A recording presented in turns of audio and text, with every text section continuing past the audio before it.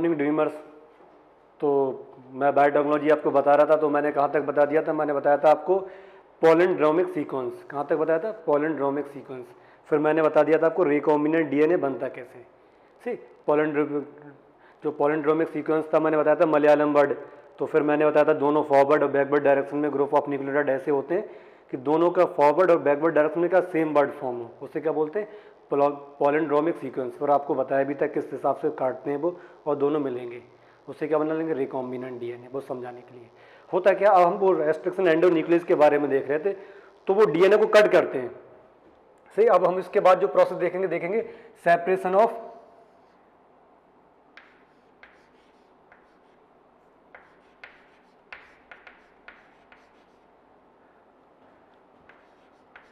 Separation of DNA fragment, DNA fragments.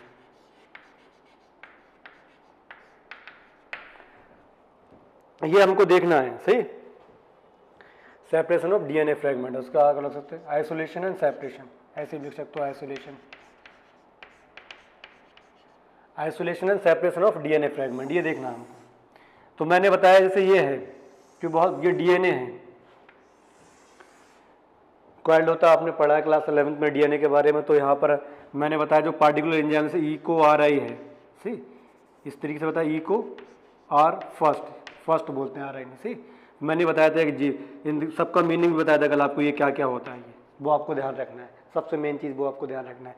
तो मैंने बताया जितने भी जो रेस्ट्रिक्शन एंडोन्यूक्लियस एंजाइम है उसकी प्रॉपर्टी होती है वो पार्टिकुलर सीक्वेंस पे ही कट करता है डीएनए को एक पार्टिकुलर सीक्वेंस, एक स्पेसिफिक सीक्वेंस पे ही कट करते हैं। ये डिफरेंट टाइप के एंजाइम्स जितने भी एंडोन्यूक्लियस मैंने बताया था, अब तक कितने डिस्कवर्ड किए जाके 900, बैक्टीरिया के लगभग 230 स्ट्रेंथ है डिस्कवर्ड किए जा चुके हैं। सबकी प्रॉपर्टी होती है कहीं ना कहीं स्पेसिफिक सीक्वेंस को कट करते हैं। जैसे मैंने बताया था, किसके बारे में बताया था, इको आर आई के बारे में। तो जैसे मैंने यहाँ बता कर दिया, जैसे हमको ये डीएनए हो गया, यहाँ पर जी है, सही है, यहाँ पर टी टी टी टी, सही, यहाँ पर ए सी जी इस हिसाब से प्रेजेंट है। यहाँ पर क्या होगा, सी होगा, इधर क्या होगा, ए होगा, इधर ए होगा, इधर क्या होगा, टी होगा, इधर टी होगा, इधर क्या होगा, जी होगा, इधर सी होगा, इस हिसाब से, सही। फिर मतलब मैंने बताया इधर क्या होगा, ए है, फिर डबल टी है, सही, सी है, इधर क्या होगा, टी है, ए है, जी। इसी तरीके से हम अलग अलग सीक्वेंस बना देंगे, उसमें ध्यान नहीं करना हमको, सही है, उसमें हमको ज़्यादा देखना नहीं है। फिर ऐसे इधर यहाँ पर जी हो गया, ए हो गया, ए हो गया, टी हो गया, सी हो गया, फिर इधर क्या हो जाएगा, जी, इधर क्या हो जाएगा, ए टी ए। तो मैंने बताया ये वाला एंजाइम हमेशा कहाँ काटेगा, ये वाला एंजाइम जी और ए के बीच में ही कट करता है। कहाँ करता है, यहाँ से ऐसे कट करेगा इसको, ऐसे, ये वाला एंजाइम ऐसे कट कर देगा इस हिसाब से।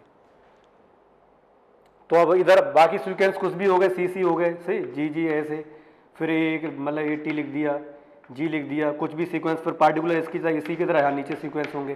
तो कहने का मतलब क्या है, मैंने बताया ये डीएनए है, हमने निकाला। सबसे पहले मैंने बताया था डीएनए निकाल दिया हमने, ये डीएनए था। तो यहाँ पर देखते हैं, समझाने के लिए मैंने इतना बता दिया, ये डीएनए है।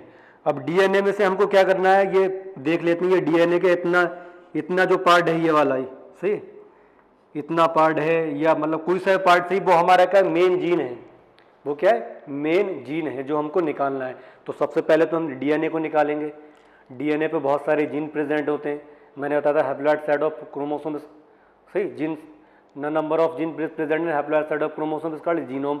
वो भी नहीं देखना, अब इतना ध्यान रखना, यहाँ क्या होगा, डीएनए है, डीएनए के ऊपर पार्टिकुलर जीन, जगह जगह क्या प्रेजेंट होता है, जीन प्रेजेंट होते हैं। होते क्या है, वो स्पेसिफिक सीक्वेंस न्यूक्लियोटाइड का होता है, जो एक पार्टिकुलर टाइप का करैक्टर हमारे बॉडी के अंदर, या जिसकी भी लिविंग ऑर्गेनिज्म, कोई भी लिविंग ऑर्गेनिज्म हो गया, उसके बॉडी के अंदर एक स्पेशल टाइप का करैक्टर बनाता है, उसी को क्या बोलते हैं, जीन। क्या बोलते हैं, जीन। ये ऑलरेडी मैं कल बता चुका था आपको। तो है क्या, तो जीन प्रेजेंट है। तो अब जीन पे मतलब हमने ये वाला डाला सेक्शन, ये एंजाइम डाला इको आर आई, तो होगा क्या, ये डीएनए को फ्रेगमेंट को कट के यहाँ से भी काटेगा, यहाँ पर अगर मान लीजिए प्रेजेंट है इसका जी है, ए है, तो एक इतना सेक्शन पार्ट काट देगा। और यहाँ भी सेक्शन मान लेते हैं जी ए आ गया, तो यहाँ से भी डीएनए को काट देगा ये, फिर यहाँ से भी मान लें यहाँ भी GA प्रेजेंट है इस हिसाब से, तो उसको भी काट देगा। हमारा मेन जो DNA जीन्स को काट ही काटा है, इसने बाकी फ्रेगमेंट जो DNA के हैं, DNA के बहुत सारे फ्रेगमेंट बना दिए, बहुत सारे क्या बना दिए, फ्रेगमेंट बना दिए। क्योंकि ये भी चीज़ें पता होना चाहिए कि जो हमारा जीन है उसके अंदर नंबर ऑफ न्यूक्लियोटाइड कितने प्रेजेंट होंगे, नंबर ऑफ बेस पेयर कितने प्रेजेंट होते हैं। ये क्या है, एक बेस पेयर है, ये क्या है, एक बेस पेयर है। तो उन्हें मान लेते हैं इसके अंदर बेस पेयर कितने, 40 बेस पेयर है, कितने, 40 बेस पेयर इतने पार्ट में, इसमें इतने पार्ट में कितने, ये ज़्यादा बड़ा तो उसमें लिख दें 200 बेस पेयर है, कितने, 200 बेस पेयर है। इसमें मान लेते हैं कितने बेस पेयर, 150 बेस पेयर है। सी ये वाला लास्ट वाला पार्ट बचा कम दे 30 बेस पेयर हो गए, 30 बेस पेयर। और हमारा जो हमें पता है जो हमारा जो जीन है, जो हमारा मेन जीन है उसके अंदर 40 बेस पेयर है, कितने, 40 बेस पेयर का जो हमारा क्या मेन जीन है। बाकी DNA के ये वाला एंजाइम की प्रॉपर्टी है, जहां भी ये देखेगा इतना ये पार्ट GA मिलेगा वहां ये कट कर देगा। तो अब मतलब DNA के अंदर DNA जो DNA है, DNA को डिफरेंट फ्रेगमेंट में तोड़ देता है कौन, EcoRI। तो DNA के क्या बन जाएंगे, बहुत फ्रेगमेंट बन जाएंगे DNA के। अब ये सब हमको दिखाई नहीं देंगे, आप सोचो देख के हम एकदम निकाल रहे हैं, ऐसा ही नहीं, तो हम देख के निकाल लेंगे इसको बिल्कुल। सही, तो DNA के फ्रेगमेंट बन गए, ये DNA के फ्रेगमेंट हो गई है, ये फ्रेगमेंट हो गया DNA का। सही, ये एक फ्रेगमेंट हो गया DNA का। सही, ये फ्रेगमेंट हो गया DNA का, ये फ्रेगमेंट हो गया DNA का। क्लियर हो गया, जहां जाए ये प्रेजेंट है, ये वहां ये कट मार देगा। तो DNA के फ्रेगमेंट हो गए। अब है क्या, ये DNA के फ्रेगमेंट को हमको अलग करना है, सही, इनको पहचानना है। तो अब हम क्या करें, हमें मेन जीन को, मेन जो DNA है उसको निकालना। मेन मतलब DNA से जो जीन है वो किसके बना है, DNA का। इसमें बार बार कंफ्यूजन होने की जरूरत नहीं, सिंपल एक ही वर्ड बोलूंगा, जीन हमको निकालना है, सही। और बाकी DNA के क्या हो गए, फ्रेगमेंट हो गए। तो बहुत सारे DNA के फ्रेगमेंट हो गए, हम इस फ्रेगमेंट को निकालना है, इस फ्रेगमेंट को निकालना है। तो कैसे निकालते हैं वो देखते हैं, इस फ्रेगमेंट को अलग करेंगे, कैसे करते हैं वो मेथड हम देखते हैं। इसमें कौन सा देखते हैं, जेल इलेक्ट्रोफोरेसिस। क्या देखते हैं, जेल इलेक्ट्रोफोरेसिस। जो वर्ड इसको हम पढ़ने वाले वो क्या है, जेल इलेक्ट्रोफोरेसिस, ये देखना है हमको।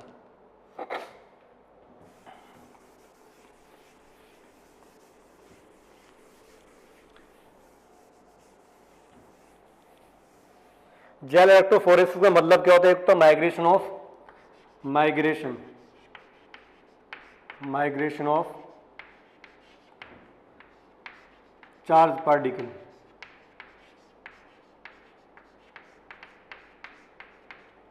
इसमें खाली इलेक्ट्रोफोरेसिस का मीनिंग बता रहा हूं मैं, सही। जेल इलेक्ट्रोफोरेसिस पढ़ेंगे तो जेल इलेक्ट्रोफोरेसिस में सबसे पहले हम देखते हैं इलेक्ट्रोफोरेसिस का मतलब क्या होता है। जेल इलेक्ट्रोफोरेसिस में हम देख रहे हैं इलेक्ट्रोफोरेसिस का मीनिंग क्या होता है, migration of charge particle due to electric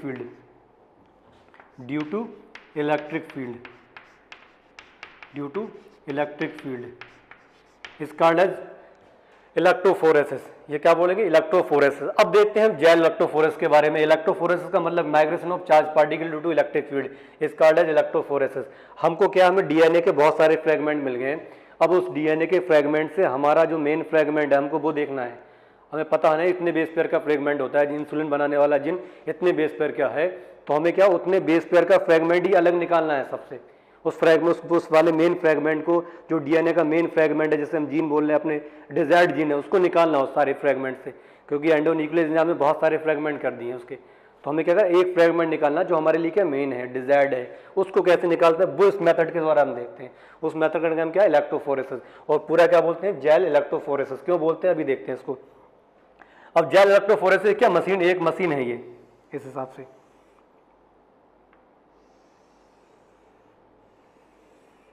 ये बना दिया मैंने, ठीक। बिल्कुल आप इसमें बिल्कुल भी कंफ्यूज नहीं होना कहीं पर भी। अब ध्यान रखना, यहाँ पर जो जेल इलेक्ट्रोफोरेसिस मशीन हो गए, यहाँ हमने क्या बना दिया, यहाँ पर बॉक्स बना दिया ऐसे, यहाँ बॉक्स प्रेजेंट होते हैं। समझना है आपने, बॉक्स यहाँ प्रेजेंट होंगे ऐसे ऐसे। अब इसके अंदर इलेक्ट्रिसिटी सप्लाई पास करी, तो यहाँ पर जो ऊपर चार्ज होगा, यहाँ पर इधर क्या होता है, कैथोड। यहाँ क्या लगा होगा, कैथोड। यहाँ क्या लगा होगा, एनोड। एनोड क्या है, पॉजिटिव चार्ज। कैथोड क्या है, नेगेटिव चार्ज, सही। अब ये जो प्लेट है, जो मतलब इलेक्ट्रोफोरेसिस, ये जो प्लेट है, जो मशीन की ये प्लेट है, इस पे हम क्या रखते हैं, एगरोस जेल डाल देंगे। कौन सा जेल, एगरोस जेल। ऐसे एगरोस जेल लगा देते हैं इसके ऊपर ऐसे, यहाँ पर, सब में क्या लग गया हमारा एगरोजेल। जो एगरोज जेल है, कौन सा एगरोज जेल, ये कहाँ से मिलता है हमको, सी बीट से। कहाँ से मिलता है, सी बीट से। तो अब ये एग्जाम एनसीईआरटी में दिया है तो ये भी याद रखना। होता क्या, एक सॉल्यूशन मिलाएंगे, सॉल्यूशन मिलाने में एगरोज की कुछ क्वांटिटी डालते हैं, वो अलग अलग क्वांटिटी कितनी डालते हैं वो नहीं देखना हमको। एक सॉल्यूशन मतलब कोई लिक्विड है, उसके अंदर हमने जेल मिला दी, वो एगरोज मिला दिया, तो उसके बाद यहाँ लेप दिया, तो वो इतना ध्यान नहीं कर, इतना देखना है कि इसके ऊपर एगरोज जेल लगा दिया हमने। क्या लगा दिया, एगरोज जेल। एगरोज जेल इसके ऊपर पूरे उस पर एगरोज जेल लगा दिया हमने। अब इसमें एक तरफ इस वाली जो ये जो प्लेट है, एक तरफ क्या कैथोड चार्ज है, एक तरफ क्या एनोड है। एनोड है, एनोड क्या होता है, पॉजिटिव चार्ज, ये क्या होता है, नेगेटिव चार्ज। और हमने जो यहाँ पर जो बॉक्स है, बॉक्स के अंदर क्या है, डीएनए के फ्रेगमेंट्स आ गए यहाँ पर। इसके अंदर क्या है, डीएनए के फ्रेगमेंट्स हैं। क्या है, डीएनए के फ्रेगमेंट्स है इसके अंदर, सभी के अंदर क्या है, डीएनए के फ्रेगमेंट्स, डीएनए के फ्रेगमेंट्स हैं। चलो अब हुआ क्या, यहाँ पर हम यहाँ पर क्या कॉलम बने होते हैं कि यहाँ 40 बेस पेयर का होगा, ये 60 बेस पेयर का, ऐसी मतलब से ये मतलब कोई यूनिट ले लेते हैं हम, सही, इतने इतने बेस पेयर के। यहाँ ये आइडेंटिफाई करने के लिए यहाँ पर इतने बेस पेयर का लगेगा, यहाँ पर इतने बेस पेयर का, यहाँ पर इतने बेस पेयर का। एनसीईआरटी दिया नहीं, मैं समझा रहा हूँ आपको, सही। ऐसे यहाँ मान लेते 40 बेस पेयर का, 60 बेस पेयर, सही, यहाँ 80 बेस पेयर का आके लगेगा, सही। यहाँ क्या है, 100 बेस पेयर हो गया, यहाँ 120, सही, यहाँ कितने हो गए 140, या कितने हो गए 160 बेस पेयर। ऐसे डीएनए के कितने फ्रेगमेंट्स आएंगे वो भी देखेंगे। अब क्या होगा, एगरोज जेल लगा दिया। अब इसमें हम इलेक्ट्रिसिटी सप्लाई करेंगे। जब इलेक्ट्रिसिटी सप्लाई करते हैं तो हमें ये ध्यान रखना है, जो ये है डीएनए फ्रेगमेंट, ध्यान रखना डीएनए फ्रेगमेंट हमेशा नेगेटिव चार्ज, डीएनए है वो क्या होता है, नेगेटिव चार्ज। न्यूक्लिक एसिड है वो क्या होता है, डीएनए हमेशा क्या होता है, नेगेटिव चार्ज होता है। तो नेगेटिव चार्ज है वो किसकी तरफ जाएगा, पॉजिटिव चार्ज की तरफ। जब इलेक्ट्रिसिटी पास हुई तो इसमें जो फ्रेगमेंट है, जो यहाँ के फ्रेगमेंट है वो यहाँ से मतलब किसी हिसाब से क्या आ जाएंगे, बाहर आ जाएंगे यहाँ पर। तो वो जो बॉक्स होगा तो बॉक्स से बाहर आएंगे। बॉक्स से बाहर आने के बाद ये क्या होगा, अब जो मतलब ये जब बाहर आते हैं तो जो मतलब स्मॉल पार्टिकल्स हैं, जो स्मॉल डीएनए के स्मॉल फ्रेगमेंट्स होंगे वो तेजी से बाहर आएंगे, क्योंकि उनका साइज कम है, उनमें फ्रिक्शन कम लगेगा। एगरोज जेल का जो ज़्यादा मतलब ज़्यादा से ज़्यादा है, इतना बड़ा है तो उसमें फ्रिक्शन भी तो इतना ही लगेगा, तो कम तेजी से जाएगा। ये छोटा है तो उसमें फ्रिक्शन भी क्या लगेगा, कम लगेगा, फ्रिक्शन भी क्या होगा, कम होगा। तो होगा क्या, जो मतलब बड़े साइज के मतलब क्या होते हैं, जो पार्टिकल्स होंगे डीएनए के फ्रेगमेंट्स, मतलब डीएनए के फ्रेगमेंट्स यहाँ कितना है, ये 140 है, यहाँ पर होगा। जो 120 जिसमें बेस पेयर प्रेजेंट होगा वो यहाँ प्रेजेंट होगा, ऐसे, सही है। और 100 वाला ऐसे प्रेजेंट होगा, फिर 80 वाला फिर ऐसे, फिर मतलब हमको कितना देखना है, 60 वाला ऐसे, और फिर लास्ट में क्या हो जाएगा 40, सबसे कम। तो डीएनए के फ्रेगमेंट्स अपने साइज के अकॉर्डिंग क्या हो जाते हैं, मैनेज हो जाते हैं। होगा क्या, जितना साइज का पार्टिकल कम होगा वो उतनी दूर ज़्यादा जाएगा, मतलब पहले आगे आएगा यहाँ पर, क्योंकि फ्रिक्शन कम लग रहा है उसमें, सही, साइज कम है तो वो तेजी से आगे आएगा, नहीं आएगा, क्योंकि यहाँ इधर एनोड चार्ज, ये क्या है पॉजिटिव चार्ज है, ये क्या नेगेटिव चार्ज, ये तेजी से भागेंगे। और जो लार्ज फ्रेगमेंट होंगे वो कम, इतना स्लोली जाएंगे, क्योंकि फ्रिक्शन ज़्यादा लगेगा, उसमें क्या लगेगा, फ्रिक्शन ज़्यादा लगेगा। सीबिंग इफेक्ट होता है तरीके से यहाँ पर, ये भी आपको ध्यान रखना, अलग करना, स्मॉल फ्रेगमेंट से छोटे फ्रेगमेंट्स को अलग करना। तो हो मतलब ये आप देखो, इस मतलब हमारा जो डीएनए फ्रेगमेंट इसमें 100 140 बेस पेयर है वो यहाँ पर अरेंज हो गया, वो यहीं पर है। 100 120 बेस पेयर है वो यहाँ पर हो गया। 100 का बेस पेयर है इसके अंदर डीएनए फ्रेगमेंट वो यहाँ पर आ गया। 80 फ्रेगमेंट वाला यहाँ पर, 60 जिसके अंदर बेस पेयर है वो यहाँ पर, 40 बेस पेयर है वो यहाँ पर। तो डीएनए के फ्रेगमेंट अरेंज हो गया according to their size. DNA fragments are arrange according to their size. Clear हो गया, क्यों अरेंज हुए, क्योंकि पॉजिटिव जो सीधी जितना स्मॉल फ्रेगमेंट होगा वो ज्यादा तेजी से बाहर, मतलब क्या यहाँ से यहाँ की तरफ आएगा। इतना क्लियर हो गया, ये clear according to the size. NCERT ने साइज भी दिया है, साइज के अकॉर्डिंग, ठीक। तो यहाँ आ गए, अब क्या करना है हमको, ये दिखाई नहीं देंगे, डीएनए के फ्रेगमेंट सेपरेट हो गए। अब हमको ये डीएनए के फ्रेगमेंट दिखाई नहीं देंगे बिल्कुल भी, आप सोचो दिखाई देंगे, हम ऐसे उनको सेपरेट कर ले। तो इसमें हमको देखने के लिए क्या करना पड़ेगा, इसको डिस्टेन करना पड़ेगा। क्या करना पड़ेगा, स्टेन। अब जो हम स्टेन करते हैं, सही, मैं ये मिटा देता हूँ बट ये बस क्या करेंगे, स्टेन करेंगे इसको हम। अब जब इसको स्टेन करेंगे ऐसे, तो कौन सी डाई का यूज कर, क्या करेंगे, डाई का यूज करते हैं। इस हिसाब से बॉटल बना दो आप जिसमें डाई प्रेजेंट हो, इसमें डाई है, और जो डाई इसमें प्रेजेंट होगी, सही, उसे क्या बोलते हैं, इथियम ब्रोमाइड। क्या बोलते हैं, इथिडियम ब्रोमाइड। स्पेलिंग देख लेना आप, इथिडियम ब्रोमाइड, ये इथिडियम ब्रोमाइड डाई, कौन सी डाई होगी? Ethidium bromide dye. आपको बिल्कुल भी कौन सी? इथिडियम ब्रोमाइड डाई, स्पेलिंग देख लेना आप। इथिडियम ब्रोमाइड डाई का यूज करेंगे, जो इथिडियम ब्रोमाइड डाई है वो इस पर डालेंगे। तो उस पर डालने पे मतलब यहाँ भी जब डीएनए के फ्रेगमेंट बहुत सारे होते हैं, सब मतलब यहाँ भी अरेंज हैं, यहाँ भी, यहाँ बिल्कुल सेम साइज रखेंगे इस हिसाब से, ऐसे ऐसे ऐसे। ये डीएनए के फ्रेगमेंट्स है। तो डीएनए के फ्रेगमेंट पे सब पे क्या डाल दिया हमने? स्टेन करा। कौन सी स्टेन से? Ethidium bromide dye. तो इथिडियम ब्रोमाइड डाई से स्टेन कर दिया। सबसे मतलब इसके ऊपर डालेंगे, सभी के ऊपर हम।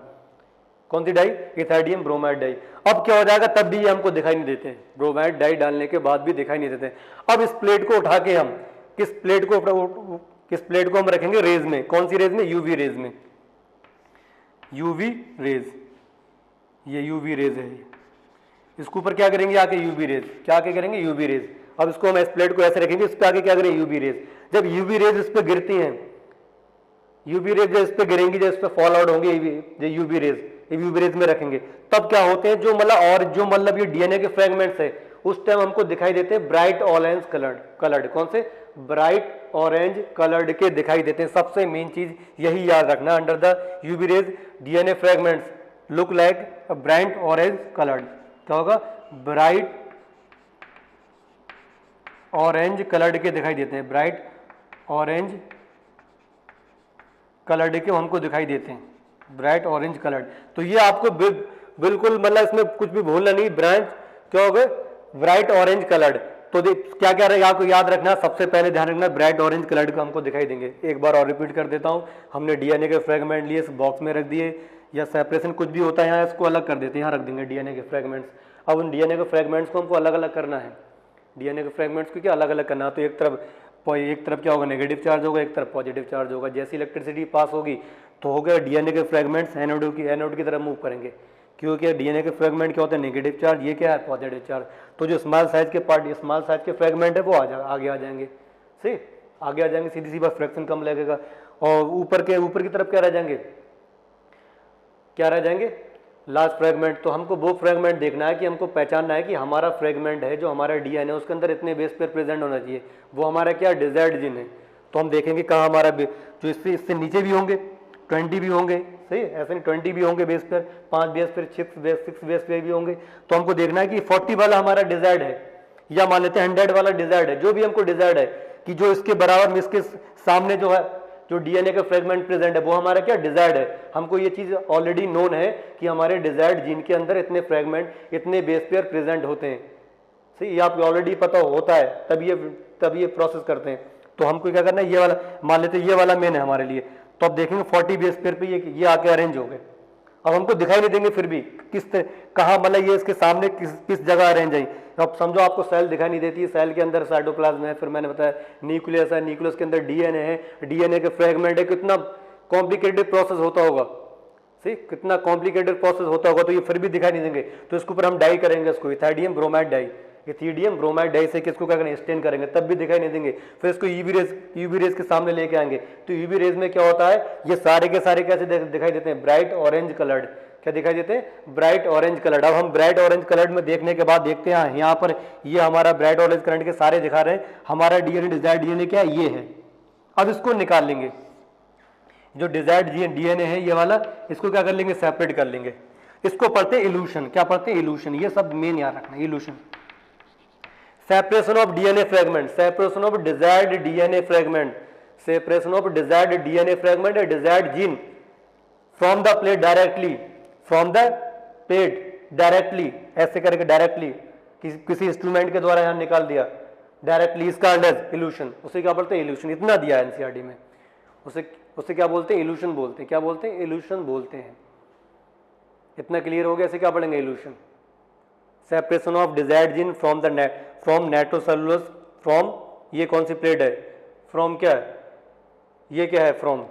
From the gel plate is called as elution. क्या पढ़ते हैं? इल्यूशन। इसमें आपको ध्यान रखना है, क्लियर है? क्या पढ़ते हैं? इल्यूशन। अगर इसको ऐसे ना निकाले, अगर हम किसी with the help of the, एक प्लेट होती है, हम पढ़ेंगे डीएनए फिंगरप्रिंटिंग में, सेपरेशन ऑफ डीएनए फ्रेगमेंट, ठीक है, separation of DNA fragment from this plate with the help of the nitrocellulose plate, with the help of the nitrocellular cellulose plate, तो उसको पढ़ते हैं सॉर्दर्न ब्लॉटिंग। क्या पढ़ते हैं? सॉर्दर्न ब्लॉटिंग, सॉर्दर्न ब्लॉटिंग पढ़ते हैं ऐसे, ये सॉर्दर्न ब्लॉटिंग, ये सॉर्दर्न ब्लॉटिंग पढ़ते हैं। सही, डीएनए यहाँ प्लेट रखी, दूसरी प्लेट रखी, तो दूसरी प्लेट इसको चिपका दी तो उसकी प्लेट पे चिपक के आ जाते हैं सारे के सारे डीएनए के फ्रेगमेंट, तो उसे पढ़ते हैं सॉर्दर्न ब्लॉटिंग। क्या पढ़ते हैं? सॉर्दर्न ब्लॉटिंग। अगर हमको बाई चांस ऐसे आरएनए को निकालना है किसी तो उसे पढ़ते हैं नॉर्दर्न ब्लॉटिंग। क्या पढ़ते हैं? Northern blotting. क्या पढ़ते हैं? Northern blotting. इसी तरीके सॉर्दर्न है तो क्या नॉर्दर्न ब्लॉटिंग हो जाएगी, बिल्कुल इसमें कंफ्यूज नहीं होता है। अगर हमको प्रोटीन निकालना है तो प्रोटीन को पढ़ते हैं वेस्टर्न ब्लॉटिंग। क्या पढ़ते हैं? Western blotting. वो बात की बात है, लेकिन आपको ये ध्यान रखना है, इतना इल्यूशन बोलते हैं। क्या बोलते हैं? इल्यूशन। सॉर्दर्न ब्लॉटिंग, डीएनए के फ्रेगमेंट को निकालना with the help of the nitrocellulose plate, और आरएनए के फ्रेगमेंट को निकालना with the help of the nitrocellulose plate from this gel plate, इसका एज इसको सॉर्दर्न, उसको क्या पढ़ेंगे? Northern blotting. और प्रोटीन को निकालना है तब क्या पढ़ते हैं? Western blotting. ये आपको ध्यान रखना है।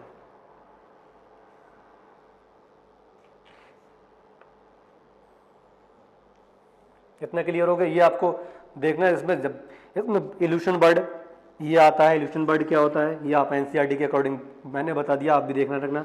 कलर्ड कौन से कलर के दिखाई देते हैं, ये कौन सी डाई डालेंगे, ये सही, कौन सा डाल डालता है एगारोज, कहाँ से मिलता है सीबीड, बस ये क्वेश्चन मेन है। फिर कौन से? सबसे पहले एगारोज जेल कहाँ से मिलेगा? सीबीड से मिलेगा, मेन फर्स्ट क्वेश्चन ये। दूसरा क्वेश्चन कौन सा डाई डालेंगे? इथाइडियम ब्रोमाइड डाई। थर्ड क्वेश्चन कौन सी रेज देते हैं? UV rays. कौन सी रेज? UV rays. फोर्थ कौन से कलर का दिखाई देते हैं? ब्राइट ऑरेंज कलर, उसको निकालना, मैं यहाँ से सेपरेट करना, इल्यूशन। क्या करना? इल्यूशन। बस ये हो गया किसमें? अब हमने डिजायर्ड जीन निकाल लिया। क्या निकाल लिया? Desired gene. ये देख लिया आपने। इतना क्लियर है आपको? यहाँ बिल्कुल भी कंफ्यूजन नहीं होना है आपको।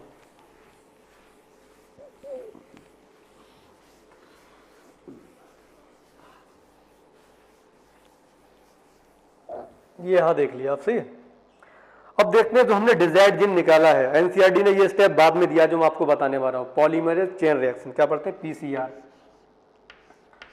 PCR, polymerase chain reaction, polymerase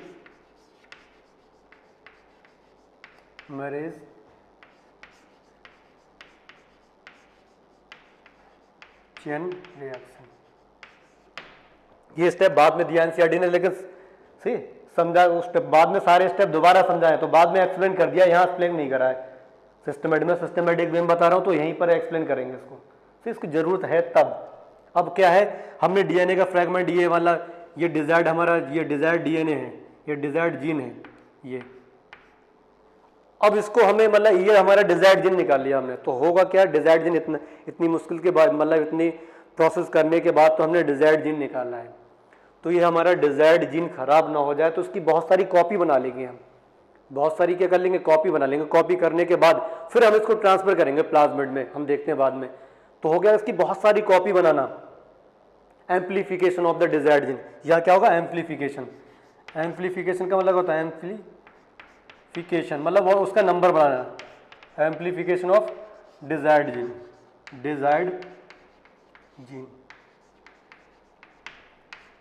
ये इसका क्या करेंगे? एम्प्लीफाई करेंगे हम। अब होगा क्या? किस में करते हैं? एक मशीन होती है पॉलीमरेज चेन रिएक्शन, जैसे ही बहुत सारी रिएक्शन होगी जिसमें द्वारा इनका नंबर बहुत नंबर बढ़ जाएगा, उसी को बोलते हैं पॉलीमरेज चेन रिएक्शन। क्या पढ़ते हैं? Polymerase chain reaction. तो पॉलीमरेज चेन रिएक्शन है जो मतलब ये जो इंस्ट्रूमेंट है उसने किसको बनाया जाता है उसके देख लेते हैं, सही। इसका नाम देख, कार्ल जूलियस ऐसी नाम दिया होगा शायद, मूलिस, कार्ल मूलिस, देख लेना स्पेलिंग साथ ये दिया होगा, कार्ल मूलिस। बिल्कुल आप इसमें कंफ्यूजन मत होना, जो भी नाम दिया हो आप देख लेना, सही। आप इसका नेम देख लेना।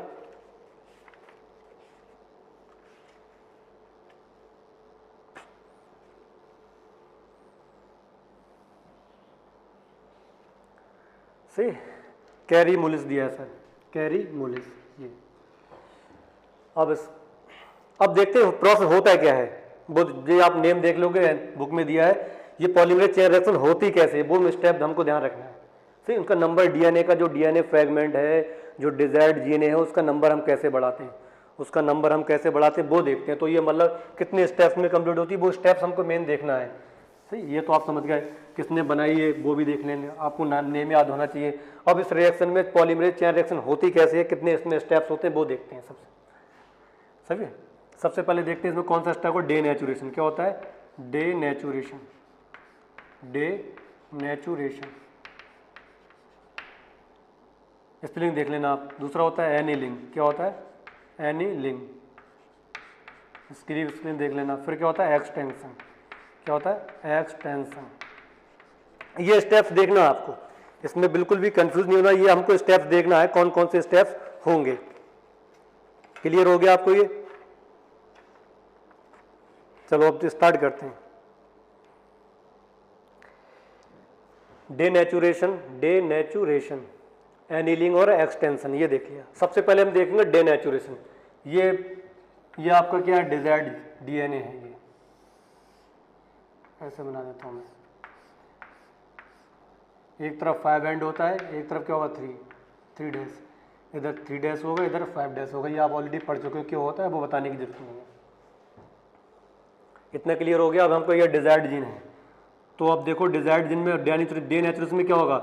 अब इसका मतलब हम ये डिजायर्ड जीन यहाँ पर लेके आएंगे मशीन में, तो होगा क्या, इसका हम इसका टेम्परेचर बढ़ा देंगे यहाँ पर आके। मतलब जो हमारा फर्स्ट स्टेप्स है, डेनेचुरेशन वाला स्टेप्स है, डेनेचुरेशन वाले स्टेप्स में क्या कर देते हैं, एक पॉलीमरेज चेन रिएक्शन, एक मशीन मतलब क्या एक इंस्ट्रूमेंट है, सही, उसमें उसका नंबर बढ़ाते हैं।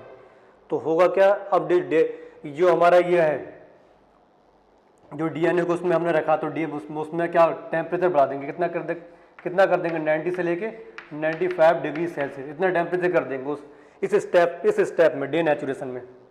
तो होगा क्या, डीएनए के फ्रेगमेंट सबसे पहले उस मशीन में उसी जगह पर हम सही उसका टेम्परेचर बढ़ा देते हैं जहाँ डीएनए फ्रेगमेंट हमारा जमा है। जो मेन डीएनए का फ्रेगमेंट है या डिजायर्ड जीन है, वो जिस पार्ट में है उस एरिया का क्या कर देंगे, टेम्परेचर बढ़ा देंगे। टेम्परेचर बढ़ाने पे क्या होता है, कितना कर देंगे 90 से लेके 95।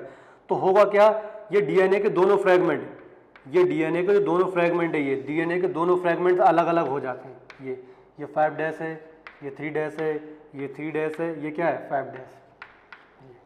तो डीएनए के फ्रेगमेंट्स, डीएनए के ये अलग बाद में लिखते हैं एनीलिंग। अब क्या होगा, डीएनए के फ्रेगमेंट्स दोनों अलग अलग हुआ, हाइड्रोजन बॉन्डिंग है जो वो क्या हो जाएगी, टूट जाएगी। तो डीएनए के फ्रेगमेंट क्या होगा, अलग अलग हो गए। डीएनए के फ्रेगमेंट का अलग अलग हो जाना हाई टेम्परेचर पर ही कहलाता है डेनेचुरेशन। क्या कहलाता है, डेनेचुरेशन। दोनों डीएनए के फ्रेगमेंट अलग अलग हो गए हाई टेम्परेचर देने पर, तब उसको क्या पढ़ते हैं, डेनेचुरेशन। जब भी डीएनए के फ्रेगमेंट अलग अलग होते हैं उसको क्या बोलते हैं, डेनेचुरेशन। ये वर्ड मैंने क्लास 11th में ही बताया था आपको, डेनेचुरेशन और रेनेचुरेशन मैंने बताया था आपको। अब डीएनए के फ्रेगमेंट अलग हो गए, क्लियर है। अब जैसे यहाँ पर ऑलरेडी यहाँ ए प्रेजेंट है, यहाँ टी है, यहाँ जी है, 6 प्रेजेंट होते हैं, वो आपको पता है, उसमें ज़्यादा डीपली नहीं जाना है तो कन्फ्यूज हो जाओगे आप। इतना क्लियर हो गया, दोनों के डीएनए के फ्रेगमेंट क्या होगा, अलग अलग हो गए। अब होगा क्या, दूसरा स्टेप, अब क्या करेंगे उसी मतलब उस मशीन में, अब उस जगह का टेम्परेचर क्या कर देंगे हम, कम। अब टेम्परेचर क्या होगा, कम। जब टेम्परेचर अब कितना होगा टाइम, अब दूसरा जो ये जो देख रहे हो आप,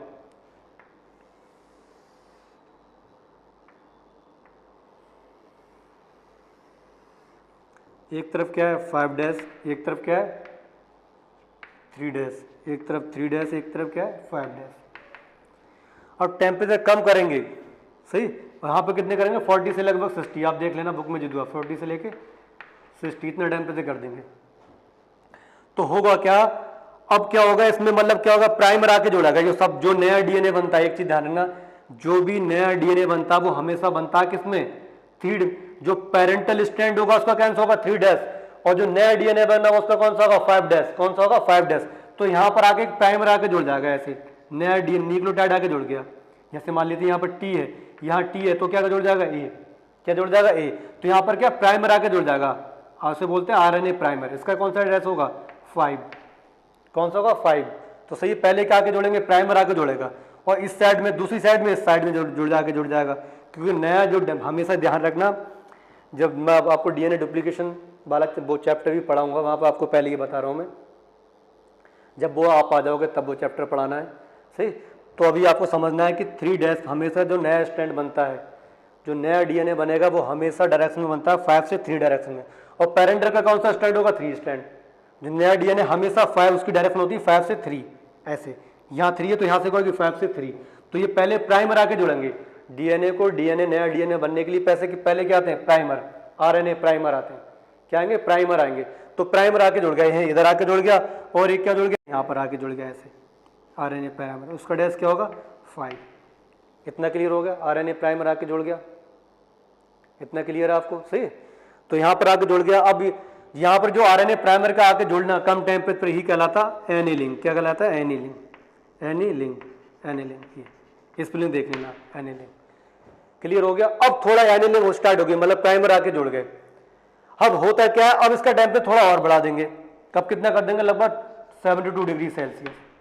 कितना, 72 डिग्री सेल्सियस। अब होता क्या है, जब 72 डिग्री सेल्सियस करेंगे टेम्परेचर उसी इंस्ट्रूमेंट में, उस जगह पर, इससे कम है अब क्या कर देंगे, ज्यादा कर देंगे। तो अब क्या होगा यहाँ पर, अब इस टेस्ट में अब क्या होगा, यहाँ पर क्या होगा, एक इंजाइम्स आ जाएगा। इंजाइम्स देते हैं उस मतलब जो मशीन में क्या इंजाइम्स की एंट्री कराएंगे। इंजाइम की एंट्री कौन सी होती है, उसका नाम क्या होता है, डीएनए पॉलीमरेज एंजाइम्स। क्या बोलते हैं, डीएनए पॉलीमरेज एंजाइम्स। क्या होगा, बहुत से बोलते हैं tag DNA polymerase enzyme, tag DNA polymerase enzyme, tag DNA polymerase enzyme. ये टैग डीएनए पॉलीमरेज एंजाइम, वो क्या एंजाइम करेगा, टैग डीएनए पॉलीमरेज एंजाइम है। ये हम लेते किससे हैं, थर्मस एक्वाटिकस बैक्टीरिया से। ये भी आपको ध्यान रखना है, thermos aquatics, thermos aquaticus, aquaticus bacteria, thermos aquaticus bacteria से लेते हैं क्या enzyme, tag DNA polymerase enzyme. क्यों लेते हैं वो बाद में देखते हैं। अब होगा क्या, अब ये क्या करेगा, इसके बाद रिएक्शन स्टार्ट कर देगा। रिएक्शन मतलब जैसे अब यहाँ पर ये न्यूक्लियोटाइड लाकर शुरू कर देगा, ऐसे ऐसे न्यूक्लियोटाइड आना शुरू हो जाएंगे, ऐसे इस तरह से, इस हिसाब से, ऐसे। जैसे यहाँ पर मैंने बताया था, यहाँ पर ये है तो यहाँ पर क्या आ जाएगा टी, यहाँ जी है तो यहाँ पर क्या आ जाएगा सी, यहाँ सी है तो यहाँ पर क्या आ जाएगा जी, यहाँ ए है तो यहाँ क्या आ जाएगा टी, सही। यहाँ टी है तो क्या आ जाएगा ए, यहाँ पर टी है, यहाँ पर टी है, यहाँ पर क्या हो जाएगा ए, सही। यहाँ पर क्या है सी है जी, सी है जी, यहाँ के सब में क्या बन जाएगा, यहाँ पर इन दोनों के बीच में क्या बन जाएगी, बॉन्डिंग बन जाएगी इस हिसाब से, ऐसे। यहाँ कौन सा एंड होगा, 3 एंड, ये ऐसे, ये इस हिसाब से। इतना क्लियर होगा। अब ये मिटा दूंगा मैं, सिंपल समझाने के लिए बता रहा हूँ। ऐसे ही इधर से स्टार्ट हो जाएगा, तो यहाँ पर ऐसे, यहाँ पर आके यहाँ क्या टैग पॉलीमरेज एंजाइम न्यूक्लियोटाइड को लाके जोड़ता रहेगा। क्या, न्यूक्लियोटाइड को लाके जोड़ता रहता है, ऐसे न्यूक्लियोटाइड को लाके जोड़ता रहेगा, ऐसे। इधर क्या होगा 3 एंड। अब इनके बीच में यहाँ पर क्या बन जाएगी, हाइड्रोजन बॉन्डिंग। क्या बन जाएगी, हाइड्रोजन बॉन्डिंग, ऐसे। तो अब देखो इस मेथड को हम क्या बोलते हैं, एक्सटेंशन। क्या पढ़ते हैं, एक्सटेंशन। क्या पढ़ते हैं, एक्सटेंशन, एक्सटेंशन। मतलब डीएनए पॉलीमरेज की वजह से न्यूक्लियोटाइड लाके जमा होते रहे, उससे सही जमा होते रहेंगे, उससे क्या बन जाएगा, एक डीएनए के स्टैंड ऊपर बन जाएगा, एक डीएनए का स्टैंड इधर बन गया। तो इसको क्या बोलते हैं, एक्सटेंशन। मतलब रिएक्शन को बढ़ रही है आगे के डायरेक्शन में, फॉरवर्ड डायरेक्शन में न्यूक्लियोटाइड आके जोड़ रहे हैं। कौन जोड़ रहा है, टैग पॉलीमरेज एंजाइम। कौन सा, टैग डीएनए पॉलीमरेज एंजाइम लाके जोड़ रहा है। तो अब देखो अब क्या हुआ, क्या ये तो आपको क्लियर हो गया। अब सिंपल वे में ये तो समझ में आ गया आपको, इस तरीके से जोड़ गया। तो अब जैसे ही मैंने ये समझा दिया आपको, मतलब ऐसे आगे ऐसे टी, और सिंपल वे में लिखूंगा कैसे मैं आपको, जो समझाने के लिए यहाँ पर ये देखो, ये समझ में आना चाहिए जो मैंने अभी लिखा था आपको, इसलिए मैंने बताया थे। सिंपल वे में एनसीईआरटी जो इस चैप्टर में बताया गया है वो कैसे बताया गया है, ये। अब मतलब यहाँ से क्या होगा, यहाँ से ये वाला जो ऊपर है ये है, तो यहाँ पर ये इस तरीके से एक स्टैंड नीचे बन जाएगा, एक स्टैंड क्या बन जाएगा, यहाँ से क्या है 3 है तो एक स्टैंड इधर बन जाएगा, ऐसे स्टैंड बन गया। तो अब देखो यहाँ से क्या होगा, यहाँ 5 डैश होगा, यहाँ क्या होगा 3 डैश, तो इन दोनों के बीच में बॉन्ड, यहाँ पर बॉन्डिंग बन गया ऐसे। ये यहाँ प्राइमर थोड़ा सा प्राइमर प्रेजेंट होगा, उसे भी दिखाना है, यहाँ भी प्राइमर प्रेजेंट है ऐसे। तो यहाँ पर क्या होगा 3 डैश है, क्या होगा 5 डैश, ये इस डायरेक्शन बढ़ेगा, तो ऐसे। अब देखो एक डीएनए से कितने बन गए, 2 डीएनए। ये पहले कितना था, एक डिजायर्ड डीएनए था हमारा, अब कितने हो गए 2। अब कितने हो गए, 2 बन गए। देखो एक डीएनए ये बन गया, एक डीएनए ये बन गया। डीएनए का रेप्लिकेशन हो गया, ऐसी क्या बोलते हैं, डीएनए रेप्लिकेशन। एक डीएनए से कितने बन गए, 2 डीएनए। कितने बन गए, 2 डीएनए। कितने हो गए, एक डीएनए से 2 डीएनए बने। फिर ये स्टेप्स, ये दोबारा ये वाला एक्सटेंशन वाला स्टेप्स है, किसमें रह जाएंगे, डीनेचुरेशन में। तो 2 से क्या हो जाएंगे 4, सही। 2 से फिर मतलब वही स्टेप, दोनों अलग अलग होंगे, दोनों अलग, दोनों का डेनेचुरेशन होगा, दोनों सही, मतलब दोनों कितने हो जाएंगे, ये 2 है सही, दोनों अलग अलग हो जाएंगे, उसे क्या बोलेंगे, डेनेचुरेशन। फिर मतलब अलग अलग होने पे ये चारों स्टैंड अलग अलग हो जाएंगे, ये अलग, ये अलग, ये अलग, सब पे क्या आके जोड़ेगा, आरएनए प्राइमर। क्या आके जोड़ेगा, आरएनए प्राइमर। जब आरएनए प्राइमर आके जोड़ेगा उसे क्या बोलते हैं, एनेलिंग। फिर ये रिएक्शन टैग पॉलीमरेज एंजाइम आएगा डीएनए को लेकर, तब उसके क्या बोलेंगे, एक्सटेंशन। कितने बन जाएंगे, इससे कितने बनेंगे, 8, इससे कितने, क्योंकि इसने कितने स्टैंड हो जाएंगे, देखो जब 2 स्टैंड थे 1 2 तो कितने बने थे, 2। अब कितने, जब ये अलग अलग हो गए, ये दोनों सेपरेट हो गए, ये दोनों अलग अलग हो गए, इस पे एक नया डीएनए बनेगा, इस पे आके जुड़ेगा, इस पे आके, तो कितने हो जाएंगे, 8। इस हिसाब से मतलब जोड़ते रहते, फिर वो टूटेंगे, फिर वो रिएक्शन, मतलब बार बार जब 8 बनेंगे तो 8 से 16, इस हिसाब से ये रिएक्शन को बार बार रिपीट करते हैं। तो रिपीट करने पर लगभग 30 से लेकर 35 साइकिल में हमको 1 बिलियन के करीब क्या मिल जाती, कॉपी मिल जाती है। 1 बिलियन के करीब क्या मिल जाती है, डीएनए के कॉपी मिल जाएंगे। इतने डीएनए, वो एक डीएनए के जैसे एक डीएनए बनाया था ऐसा हमने, ये डीएनए इसकी तरह लगभग 1 बिलियन कॉपी बना लेते हैं डीएनए की। कितनी, 1 बिलियन कॉपी इसी डीएनए की तरह, क्योंकि हमारे पास इतने, वो डीएनए क्या रहा है, सेफ रहे, वैसा डीएनए क्या रहा है, सेफ रहे, बिल्कुल ऐसे डीएनए की कॉपी बना लेंगे। कितनी, 1 बिलियन, किसमें, पॉलीमरेज चेन रिएक्शन के द्वारा, पॉलीमरेज चेन रिएक्शन के द्वारा। क्लियर हो गया। इतने स्टेप्स तक आपको ध्यान रखना है, ये रिपीट बार बार करते रहेंगे जब तक हमको 1 बिलियन या मिलियन के करीब बहुत सारी कॉपी मिल नहीं जाए। अब ये इतना क्लियर हो गया, बिल्कुल समझ में आ जाना चाहिए। देखो मैंने बताया था, एक डीएनए का स्टैंड है, दोनों अलग अलग हुए, दोनों अलग, उसके क्या बोलेंगे, डेनेचुरेशन। टेम्परेचर बता दिए 90 से लेके 95 तक। फिर मतलब थोड़ा टेम्परेचर कम कर देते हैं, फिर क्या होता है, आरएनए का प्राइमर आके जुड़ जाएगा, एक इधर आएगा, एक इधर आएगा, उससे क्या पढ़ेंगे, एनेलिंग। उसके बाद जो डीएनए टैग पॉलीमरेज एंजाइम की एंट्री कराएंगे, जो टैग डीएनए पॉलीमरेज एंजाइम है, टैग पॉलीमरेज की एंट्री होगी, वो क्या न्यूक्लियोटाइड को लेके आएगा। मतलब न्यूक्लियोटाइड भी ना सोचो आप, यहाँ पर इतना बताया नहीं है, एनसीईआरटी इतना बताया कि मतलब अब नई चेन बनना स्टार्ट हो जाएगी, सही, इससे इस डायरेक्शन में, यहाँ से इस डायरेक्शन में। तो अब डीएनए से, एक डीएनए से कितने बने, 2, तो 2 से कितने बनेंगे, सही, 1 से 2 बन गया। अब ध्यान रखना, 1 से 2 बन गया। अब ये चारों, अब ये अब मान लेते ये दोनों डीएनए लेके आए, इसकी चारों स्टैंड बता देता हूं मैं, सही, हमको चारों अलग अलग हो गए, किसमें, डीएनएच में, एक ये ऐसे, ये चारों अलग अलग हो गए, ये दोनों डीएनए अलग अलग हो गए। अब देखो जो नया डीएनए बनेगा, एक स्टैंड यहाँ बन जाएगा, एक मतलब ऐसे, फिर एक यहाँ पर, फिर एक यहाँ पर, फिर एक यहाँ पर, कितने बनेंगे, 4। अब ये 4 अलग अलग होंगे, उससे कितने बनेंगे आप समझ सकते हो। तो इस तरीके से बहुत सारी कॉपी बन जाती हैं, सही। इसी को क्या पढ़ते हैं हम, पॉलीमरेज चेन रिएक्शन। क्या पढ़ते हैं, पॉलीमरेज चेन रिएक्शन बोलते हैं। टैग पॉलीमरेज एंजाइम के इसलिए यूज करते हैं, ये थर्मस एक्वाटिस बैक्टीरिया है, ये हॉट स्प्रिंग वगैरह में रहता है। तो इसका जो डीएनए पॉलीमरेज एंजाइम है, हमारा जो नॉर्मल डीएनए पॉलीमरेज एंजाइम है वो कम, मतलब फॉर्ड हमारे बॉडी का टेम्परेचर कितना रहता है, 30 डिग्री से, मतलब 36 डिग्री सेल्सियस, 37 रहता है सेल्सियस में देखें, और फॉरेन हाइट में तो लग समथिंग 98 पॉइंट कुछ ऐसे। तो होगा क्या, हमारा डीएनए का पॉलीमरेज, हम जो इंसान किसी लिविंग मतलब ह्यूमन का यूज करेंगे तो वो क्या होगा, डीनेचर्ड, वो मतलब जो एंजाइम से वो खत्म हो जाएगा। प्रोटीन है एंजाइम, तो प्रोटीन बिल्कुल खराब हो जाएगी हाई टेम्परेचर पे। तो जो इसका डीएनए होता है, थर्मस एक्वाटिस बैक्टीरिया का डीएनए, ये ज्यादा पावरफुल है, ये हाई टेम्परेचर पे भी क्या रहता है, स्टेबल रहता है, अपने आप को खराब नहीं होने देता है। तो एक डीएनए पॉलीमरेज एंजाइम बहुत सारे डीएनए बना देता है, और बिल्कुल ऐसे का ऐसे ही रहेगा, खराब नहीं होगा। और किसी ऑर्गेनिज्म का हम एंजाइम यूज करेंगे, वो क्या हो जाएगा, डीनेचर्ड।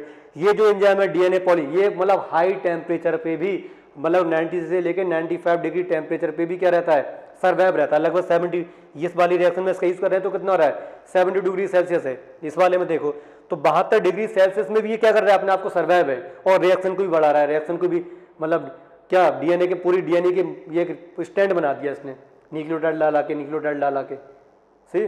तो डीएनए का स्टैंड बना दिया इस वाले एंजाइम ने, फिर भी डीनेचर्ड नहीं हो इतने टेम्परेचर पे।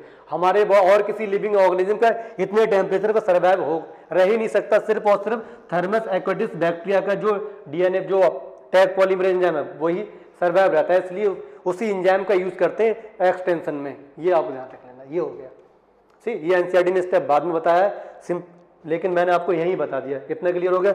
अब डीएनए की बहुत सारी कॉपी बन गई हमारे पास, डिजायर्ड डीएनए की बहुत सारी कॉपी बन गई। अब देखते हैं रिएक्शन आगे क्या होती है।